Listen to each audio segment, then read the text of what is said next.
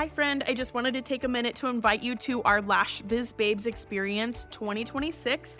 This is a one-day all online event happening on May 2nd, and our theme for the year is going all in. We are shaking things up and doing it differently than anyone ever has before. This is going to be an all online event as usual, but it's going to be 100% a curated journey throughout your day as we guide you through the mindset, strategy, and passion needed to go all in on your business to make it your best year in business yet. All lash artists, estheticians, and beauty professionals are invited to join us. There will be guided sessions, interactive workshops, a panel discussion, and big giveaways happening throughout that whole day. And tickets are on sale now for only $199. Payment plans are available. Let's go all in on our businesses for 2026 together. All the details and the link for tickets are down in the show notes below. I would love to have you join us online in May. Welcome to this week's episode of Lash Biz Babes, the podcast for solo beauty business owners who want to build a full clientele and create a business and life that they truly love. My name is Erica. I'm your host. I'm a lash artist turned beauty business coach and lash educator, and welcome to the show. Welcome back. This week I am just overly excited because I have my lash bestie, Janessa, that I talked with, and I absolutely adore her. I love her. She's one of my favorite people in the entire world. And you're going to hear why, because she's just absolutely incredible. So she is such a light in the lives of everyone around her. And I just think that everyone can use a little bit of Janessa magic in their lives. So I'm so excited to have her on the podcast this week. So Janessa has been a master esthetician and lash artist for 13 years. You guys, that is a long time. She's been in this game for quite a while. She's a licensed instructor since 2016 as well, and she loves to share her passion and knowledge in the industry with others and loves to help others start their careers. So she offers lash trainings and apprenticeships for those in Utah who are wanting to get their aesthetics license, whether that's your basic license or your master's license. And like I said, she's just incredible. I absolutely love her. We actually met back in 2020 by chance on Facebook. It was like a Utah esthetician group on Facebook, and I think she like made a post asking about like, hey, I'm moving down to southern Utah soon. Like, I don't know, I don't remember exactly what the wording was on it or what all she was asking, but just basically like, how's the industry down there? Is it possible to get clients fast? Like I that's like what I remember of it basically. And I had obviously moved down there myself earlier that year. That was the year I built my clientele very quickly. And I was like, oh yeah, like it's great industry, like you can build your clientele really fast. Like, I don't know, I made some kind of comment on the post. I don't remember exactly what it said. It was a few years back now. But she ended up adding me as a friend on Facebook after that. And after all the 2020 stuff happened and things started kind of getting back to somewhat normal in our area, particularly, there were a lot of other areas that were still shut down. In our area, we did not have a mandated lockdown. But anyway, I took a break from lashes, and then I was like, I want to get my lashes back on. Who am I going to go to? Because I hadn't really found like my person there yet, like my lash artist. Sometimes it can take a little while when you move. You probably know that. But I hadn't found my person yet, and I was like, like I should try out this girl. Like, she posts really good work. She looks like she does a really good job. She looks really nice. Like, we had commented on each other's pictures a couple times. And I was like, I'm going to book with her. And it took me a few weeks just because my schedule was crazy at the time. I was so busy with clients and my husband was busy working and, all the scheduling things. But I finally got in to go see her, loved my lashes. And after a while, she asked me if I wanted to trade lashes with her, which I was so nervous to do. I'd never traded lashes with another lash artist before. And it was just a little bit intimidating for me because I'm like, oh my gosh, what if she doesn't like my work? Like, what if like, all the what ifs, playing the what if game. But anyway, we started trading lashes and we slowly over time just became really good friends from trading lashes for each other. You know how it is with making relationships and connections with your clients. And that's basically what this was. And it just continued to build over time. And we would have such good conversations while we were doing lashes. And I just would leave those conversations just feeling so uplifted and inspired and motivated and just like ready to take on life again. And it really just brought so much, like I said, light to my life. And that's exactly like who she has been for me, is just such a light, and I'm so thankful for her. So I'm really excited to bring her on the show today. She's actually a pro athlete, so like fitness athlete. And so she's won like a fitness competition before, gotten first place. I'm so proud of her for that. She worked so freaking hard for it. And that wasn't like a world that I was very familiar with prior to knowing her. And it's just been so cool for me to watch her work towards this goal of hers. And, you know, she's a very busy lash artist. She's a very busy business owner. She's a busy mom. She's got a daughter who's just incredible. You know, she's got a lot going on her plate as a business owner, as a mom, as a wife, as a friend, as a pro athlete. Like, she has so much going on and she manages it so well and with such grace. And so I wanted to bring her on the show today to talk about just taking care of yourself as a lash artist and what that looks like, because like I said, she has been in the industry for a long time. Like 13 years is a really long time to lash, and most people don't make it to that point because they either get burnt out, they aren't taking care of their body, and so like physically they can't do it anymore. But she has done such a great job with all of these things and managed to make it such a sustainable career for herself. So I wanted to talk about that on the show today because I think that there's a lot that we can learn from her about it. So this is probably the longest intro I've ever done, but I wanted to do this justice because I really truly like love her and just adore her so much. And I just want to like set the scene here so that you can just be absolutely as mind blown by her as I am every day that I get to know her. So anyway, without further ado, let's jump into this week's episode. Welcome to the show. This episode has been a long time coming. So today we have my lash bestie, Janessa, on the show, and we actually had a podcast we started together, like 2 years ago, 3 years ago? Yeah. And we did one episode and then it didn't go anywhere after that. So well, we recorded a couple of episodes, but only one got posted. Yeah, that is true. But I'm excited to finally have you on Lash Biz Babes, though, because you got all the experience and so much knowledge and goodness to share. So welcome to the show. I'm excited to be here. So first and foremost, as I do with every guest, welcome. I would love for you to introduce yourself and just share with us what you do in the industry. So I'm Janessa. I'm a 12-year lash artist / master esthetician. Most of my career has been lashing, but the last couple of years I started dipping back into my aesthetics.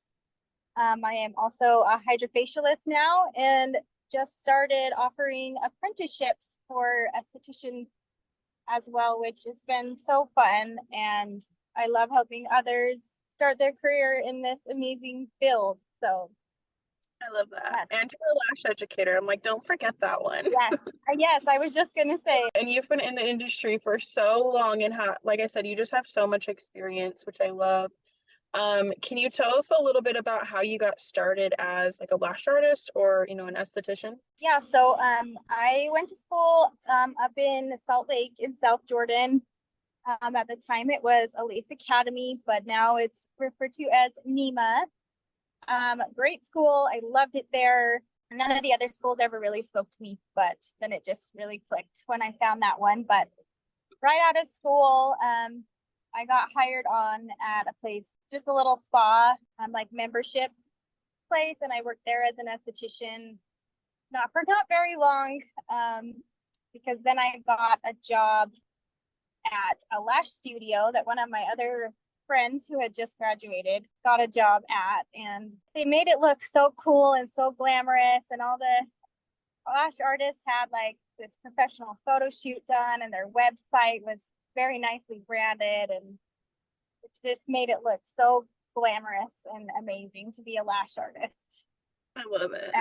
And I'd been doing lashes on the side before I had graduated, and actually didn't even really like lashes in the beginning. Just thought it'd be a great side thing or something to add to my resume. But now, 12 years later, you told me where I'd end up, I would have laughed at you. But Only been doing it for 12 years is all. yeah. So, you have been doing lashes for 12 years, which I feel like most people who have, I don't know, they stop doing lashes after a while. They don't have the longevity in their career like you have. So, what tips or advice would you have for someone who does really want to do lashes long term? Because it can be really hard on your body and, different things like that, or running into issues with clients or all the things. So what advice would you give to someone who really wants to have longevity in their career as a lash artist? Yeah, actually that's one of the things that I second guessed myself on a couple of times, being like, so many people drop out of the industry or doing lashes so quickly, and I'm still steady and going strong and feel like, what's wrong with me? Like, am I missing something? Is there something else that I'm not seeing that I need to be doing? Even though I feel fully fulfilled and happy with my career. I'm not saying that I personally haven't been through burnout, but I have been very dedicated to my health and taking care of myself, self-care. When I first started lashing in the beginning, the lash studio that I worked for, I definitely felt overworked and definitely started to burn out that way. Learned really quickly what it's like to have to do like 8 clients a day. I know people that do way more than that, 12-hour days. Like, you're crazy. But starting out doing 8 clients 5 days a week was killer, and it really helped me learn from the beginning. But interestingly enough, when I started doing lashes was kind of when I started getting more into my fitness journey and into competing. So I do fitness competitions. I started out doing competitions with MPC, and then more recently got into the WBFF and earned my WBFF pro status last fall, which was very the best. Yes, amazing. And all the hard work finally paid off. But honestly, I would have to say the biggest thing is like lifting weights, taking care of my body, fueling my body the right way, not just with food, but like drinking water. I know it might be an unpopular opinion coming from me, but how it's so, what's the right word? Trendy to only live off of coffee as a lash artist. Yeah, it's so glamorized. And I've been there. Very glamorized. Thank you. That was the word I was looking for. I got you. Yeah, glamorized to drink only like coffee being your fuel for the day, which like I've definitely been there. I've been the lash artist that stayed up too late drinking and came to work hungover, and like I've been there, and it just affects your performance. Like, you just aren't at your best if your body's not functioning properly. Like, goes even back to sleep. Like, sleep is huge. Like, you need your sleep. I mean, as a mom and stuff, it's definitely harder with little ones. But anyway, so yeah, just fueling your body properly and getting enough water, not taking on too many clients, knowing your boundaries, your limits. Things with lashes is like, you can make really good money, and it's easy to get carried away and overbook yourself, and it's easy to take care of everybody else and not yourself. But like stopping and taking care of yourself, giving yourself time to eat lunch. Like, I always have scheduled myself like snack breaks, lunch breaks. Like, that's never something that I go over or push past or anything. Like, I've had clients be like, oh, well, I would hate for you to miss lunch at that time. And I'm like, don't you even worry. Like, I already have my lunch break handled. Like, you don't need to worry about that for me. Yeah. I've got it booked. Well, and you're so good with your food too, because you're so prepared with it, and I'm sure that that's something that really helps too, is like Absolutely. as you do all your meal prep and stuff, so you have that ready to go, and like you're prepared in that way. So do you feel like that's something like a factor that has helped you to like preparing ahead of time and planning ahead of time? Do you think that that's something that has helped you to be able to take care of yourself more in that way? Yes, absolutely. I feel like if you have your meals slash snacks, like just anything to refuel you, if you're not good at eating meals or you're just not hungry, like just having some kind of sustenance available to you quickly so that like if you don't have a lot of time between clients, literally I will scarf down a protein bar as I'm running to the bathroom, but like I'm still getting that in. I'm still taking that time. Sometimes even if I don't have to go to the bathroom that bad, it's still good to just get up and move your body in between clients. Sitting there all day long and being stiff and like that'll kill you for sure. But having water readily available, I mean, I know like some people have like 5 drinks sitting on their lash station, or like Right. just packing your food and making sure you set yourself some time to do it and eat it. And in the long run, it's going to help you be able to perform so much better. Yeah, I agree with that. And like as someone who's been a client of yours for years, like I feel like you are so good about that too. Like you're like, I'm gonna go run to the bathroom, or I'm gonna eat my snack, or I'm gonna take a water break really quick. Like you make that And a part. yeah, and it's okay to like not even ask, but like if people are like, oh, do you mind if I run to the restroom real quick? Do you know what I mean? Like your clients are not going to care. They are going to be more than happy to wait a couple of minutes for you to, I gotta just go quickly eat this real fast, or Yeah. no shame in asking for some time for like a breather for just a second. Right, for sure. I think some people think like, oh, my client will get annoyed or whatever, but it's just like, no, just it's okay to ask for a minute. Yeah, and Especially if if they it's do a get long day. upset, then they're not your people. Like, Yeah. So another struggle that I hear a lot from lash artists is just like finding the motivation and like the time to, because like you were talking about taking care of your body and like exercising and those things, like some people really run into the motivation problem with that. So what advice or insight could you give us on that? Because obviously, you've done fitness competitions. That's something that you have excelled with at this point, like making that part of your routine and taking care of yourself in that way. So what advice can you give us? What insight can you share? biggest thing is you're never going to be like always motivated, right? So when you're not motivated, when you rely on discipline and routine. So like for example, when I am getting ready for a fitness competition, but I feel like it's pretty much my everyday life, whether competition or not, I am just, there's always time. There's time, it's how you manage it. Yeah. And like the routines you set up, obviously routines make it a lot easier. You almost get into the like mind space of like not having to think about it because that's just what it is, right? So I'm like really busy lash days, and my daughter's out of school for the summer, as everybody else's kids are. But summer's a little more tricky for me, and I have to be a little bit more creative with my gym time. And even like if you're not a gym rat like I am, like weightlifter or whatever, like even just going on walks or like taking a couple of laps around your studio, or Yeah. more extreme measures, as like when I am prepping for a competition, doing jumping jacks in the bathroom, or like getting in my steps like next Did to you my chair. remember when you walked to your lash appointment and I was like, you psycho, like It it's was the 100 middle of degrees. summer. It was like July and it was like 110 degrees out, and this she walked like over, what was it, at least a couple miles to your appointment, like it insane because Yeah. you were trying to get your steps in for your competition. uphill both ways. Just kidding. That's fine. Well, I think Riley picked you up from your appointment at least, Yeah, but I think it did.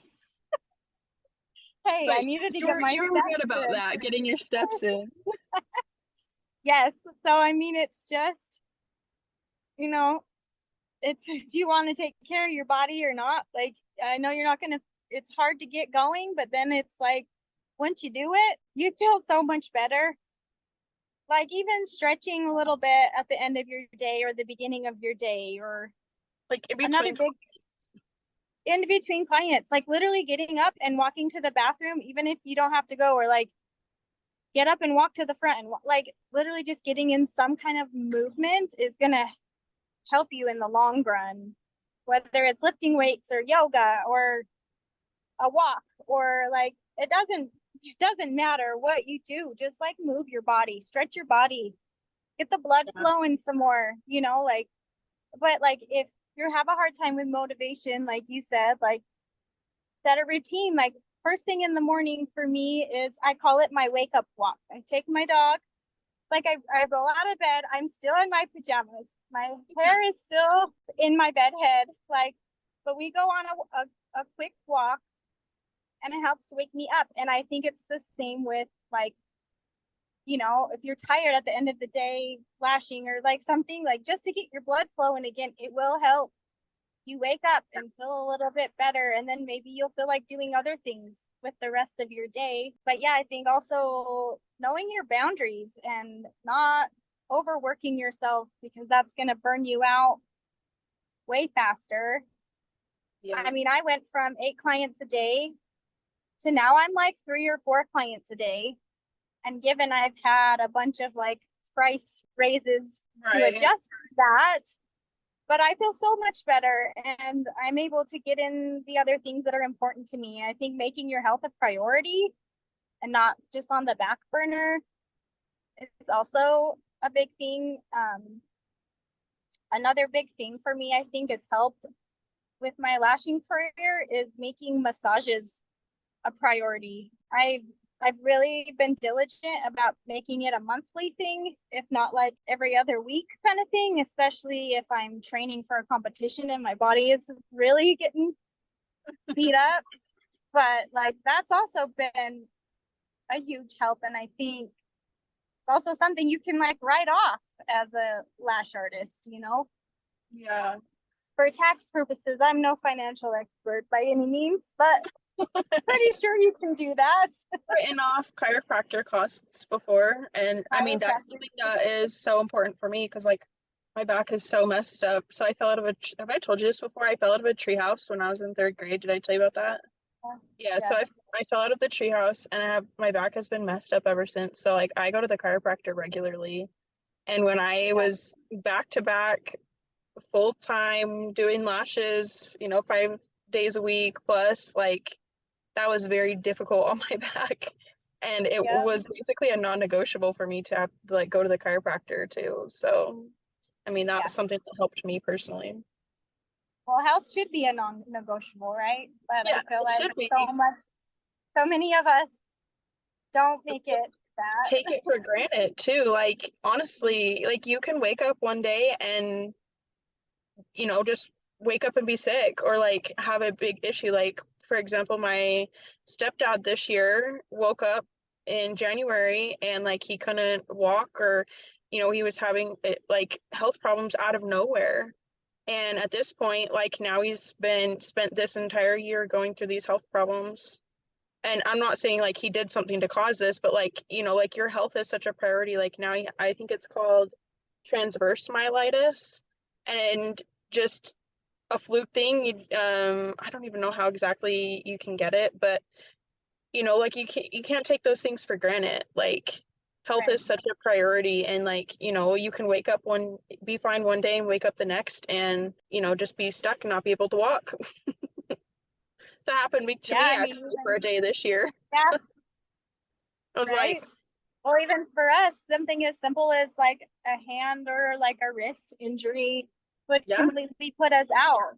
Like, or like when I was pregnant with my daughter and I developed preeclampsia out of nowhere. And then like within like a week, I got put on bed rest and like couldn't take appointments. Like it's just your health is so important and it needs to be a priority. And stop just drinking coffee all day and go eat something.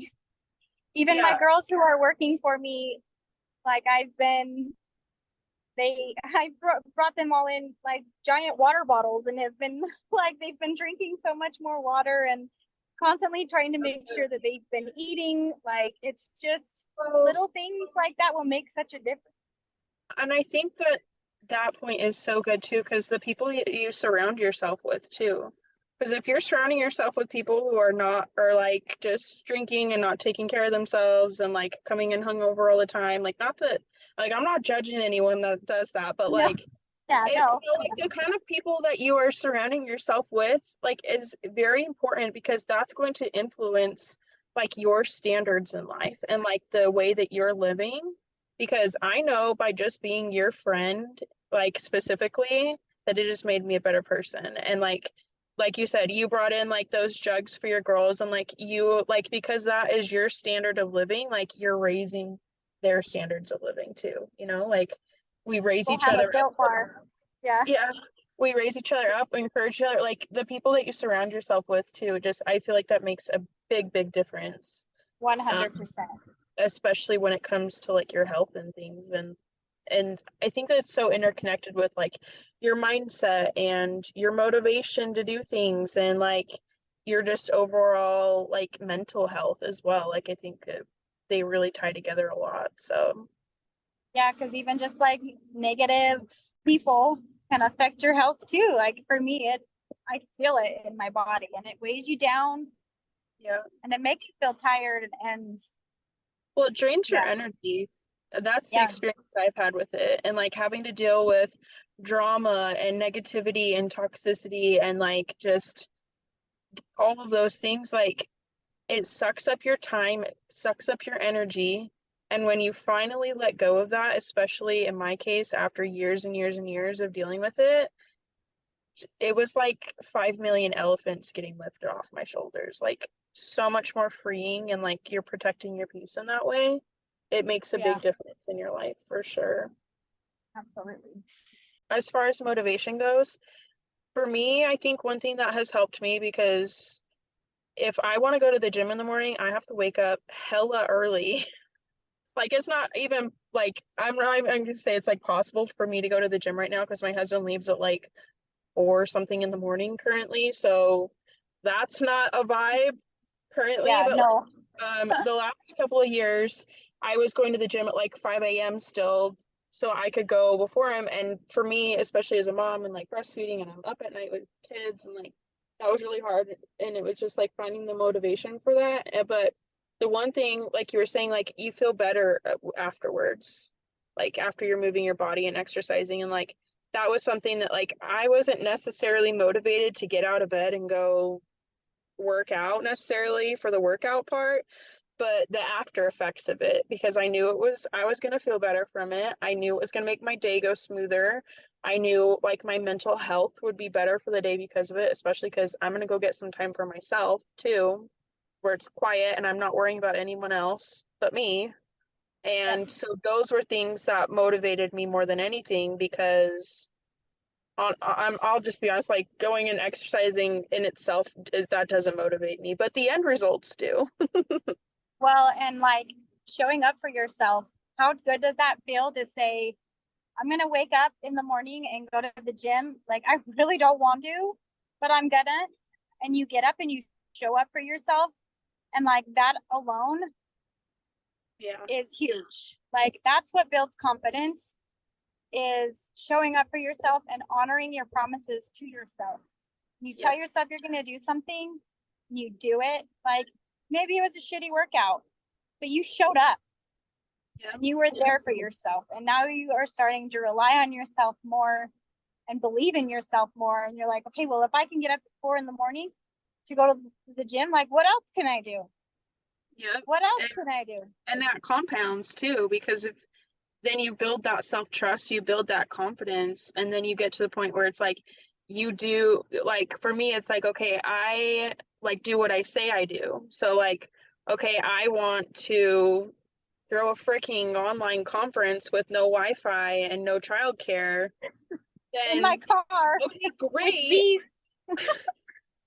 Ricky, yeah, like in my car's my office right now. I'm recording in my car currently, but like for me, like, okay, building that self-confidence and that self-trust by just following through on little things like that, like, okay, I'm gonna drink water today, I'm gonna go to the gym in the morning, like that builds the confidence for the big things where I'm like, okay, I'm gonna throw this conference and like I trust myself and I know that that's gonna happen because I follow through on my word and like I have that confidence and that trust in myself. Hopefully that makes Well, and you sense. also get, yeah, and it gets to a point too where you like, if you say something and you know you don't mean it, or like you don't want to say the things that you don't mean, you know what I mean? Like that makes sense. I was Like actually you get thinking to about that the other day. Like, okay, I'm not going to tell this person I'm going to get it to them today because realistically that's not going to happen. So let's, yeah, okay, give my, like, adjust and make sure that my words are matching the actions that I know I can take because feel like we overload ourselves a lot too. Like, especially when if you're like a mom and a business owner, you've got a lot going on and a lot on your plate. And so just being, saying what you mean and like giving, yeah, aligning your words with the actions that you can say what, reasonably take. yeah, say what you mean and mean what you say. Yeah. And everything else, just don't say it. just don't say it. Just don't say it. Oh, I love that. So, as you've grown like your business, you obviously do apprenticeships and teaching and all of those things now. Is there anything that you would like advice that you would give for someone who wants to maybe start to transition more into those things as well? Being someone who is still dealing with imposter syndrome, just do it if you feel called to do it and put your own heart and soul into it. And I think when I teach from the heart, it comes off way better than when I'm trying to be like somebody else. Yeah. They're like worried that I'm teaching them the wrong thing. And, teach from your experience. We all kind of have our own preferences and opinions when it comes to lashing, and there's all the basic things, right? But teach from experience. Like, not everybody's going to agree with it. And as long as you're transparent with that to your students, like I'm very blunt and upfront with them. And I'm like, the products I put in the kit, like these are my favorite things. Like I'm sharing my favorite things with you. You might not like them. I'm like, I constantly say through my trainings, like, this is what I feel about it, but like, you get to find your way. Yeah. Well, I think But there's a lot that comes down to personal preference too, and it's just like finding what that is for you, because like there's so many and I think, different yeah. shapes of tweezers even. And I feel like one of the things with the industry, personally, I guess, just feeling like, am I doing it the right way? Am I using the right tweezers? Am I using the right brand? Am I feeling like maybe I'm doing something wrong, or, but there's really not a wrong way. Like, we all have to remember that lashing is an art, and you would never tell one artist to paint the same way this other artist does. Yeah. And like, of course, there's the health and like safety basics that we all need to know, but like outside of that, it's such an elaborate, diverse thing that like there really A lot of isn't creativity. creativity. Yep, that's the perfect word. I love that. And I think that with imposter syndrome too, for anyone who might be struggling with that, like that's one of the things, like lash how you know how to from like your experience, or like teach how you know how to from your experience, because no Yeah. one can ever tell you that if you're teaching from experience or you're lashing from what you know to be true, like people can't tell you that you're wrong on that because you've had that actual hands-on experience that for a fact. You know what I mean? Like no Yep. one's, because I think the root thing with imposter syndrome is someone's gonna like find you out and like tell you that you're wrong and all these things and like you're not qualified or whatever. But it's like, No, I've done it myself. Like, I have the experience. I know this works or doesn't work. And that's all we can really do is teach from the heart on that. So I love that you brought up that point. I think that that is super important for anyone who's struggling with imposter syndrome at all in any capacity. So cut it out and just do it. Yeah, okay. You gotta listen to your own advice on that. I know. So you are a mom and a business I am a owner. mom. I like to talk about mom life on Yep. the podcast a lot and share that. That's So That's your plug. but yeah, that's my thing. I have 3 kids, so it takes up a lot of my time and energy. So Yes, it does. um 3 kids. what advice would you give for someone who's a mom in the industry and wanting to like growing their business? Or if you could go back and tell yourself anything, what would it be? I might get emotional. That came out of nowhere. They're only little for a while. I bounced back. I think I even used work as a coping mechanism when she was in the hospital for 2 months when she was born premature.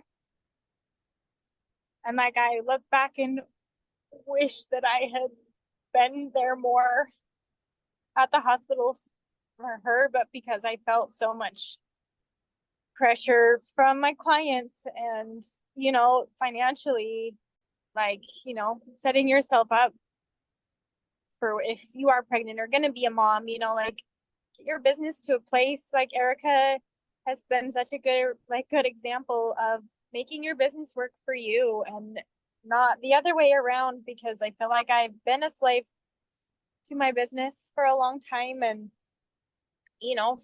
feeling a little bit of a burnout even recently. My daughter has been in full-time school for the last year, and now with summers are more difficult, she's around more again, and I'm trying to embrace that more instead of resent it or struggle with it. And like, it's okay. Like and luckily that's what's great about our business is we can be flexible, right? Like that's one of the biggest reasons I started my own business way back when, was because when I was a mom, I wanted to have that flexibility. So like even in the summer, I'm able to work, in the evenings when my husband has her. So like I'm not missing out on a ton of time, or I don't have to worry about finding a sitter, which there's nothing wrong with sitters or daycare, if that's what you need to do. Even myself this summer, I found a babysitter for a couple of days so I wouldn't have to work and miss like bedtime. Like bedtime's important. I missed basically most bedtimes last summer, and that was hard too. But yeah, I don't know. It's kind of a cross advice there. No. They're only little once, and like make your business work for you and not you work for your business. Yeah. Because they're what's important, and that's why we work so hard, right? And yeah. We can always want to provide that they're never going to be 5 again in the summer, Yep, exactly.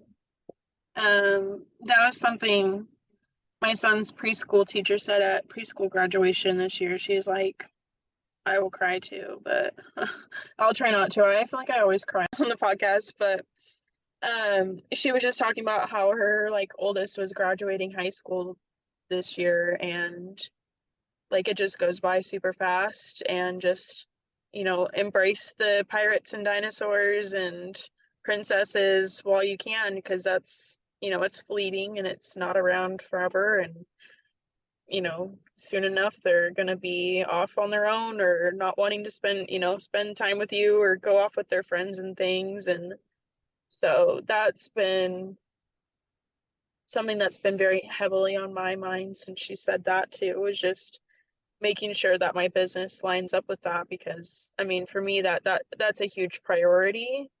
And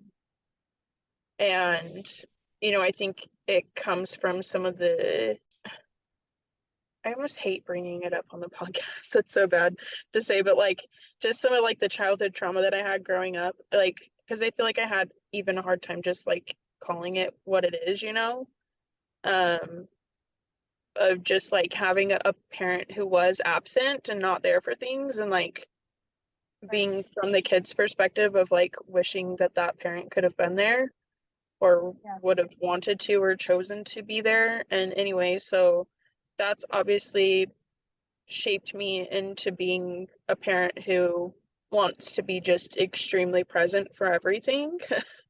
And so yeah, I love that you have the same outlook on that, and I think that that's a reason we get along so well. One of the reasons. Right. um, just being they're only little ones, and for me, I never want to miss out on any of that. And yeah. Kind of interesting though how our like childhood kind of shapes our path, like I had a mom who was home with me my whole childhood, and like I am so blessed and so lucky, and I'm so grateful that she did that. But I think another part of why I've been so motivated in my business and to become a successful business owner and stuff is because, like now her kids are grown and moved out, and she's had this sense of identity crisis. And like, obviously we struggled financially growing up. And so like, big part of it was, like, I don't want to struggle financially, so I'm going to work really fucking hard so we don't have to struggle. And also like, I don't want to not know who I am when my child grows up. You know what I mean? But then also like feeling mom guilt for missing things and not being there for bedtime, or just not feeling like I have to always, mom's got to go to work again today, Yeah. So very conflicting. I think in the same breath though, like because of those things, it can make you a better mom and also a more present one, because like you are taking care of yourself in that way. Like for me, when I was just fully stay-at-home mom, or like doing lashes from home or whatever, like I was just always home. Like that was really hard for me with my mental health, and like having that time for myself and having like my business has honestly helped to pull me out of that slump.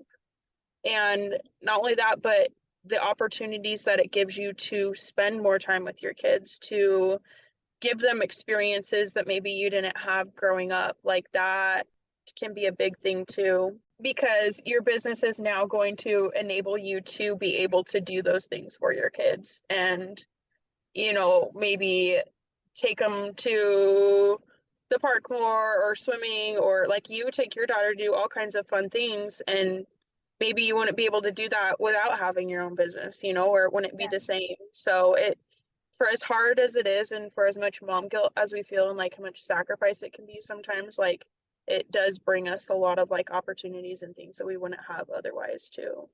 Yeah, absolutely. I have loved the fact that even with the summer, I'm a creature of habit and routine, and I hate being thrown off of that. But with summer camps and swimming lessons and like other random shit that's going on, I'm still able to be flexible enough to like get her where she needs to be, have her do those fun things, and still like maybe I go take a couple clients while she's at soccer or yoga camp, or still able to work around her. Feels really good. I love it. And you do such a great job at it. You're an awesome.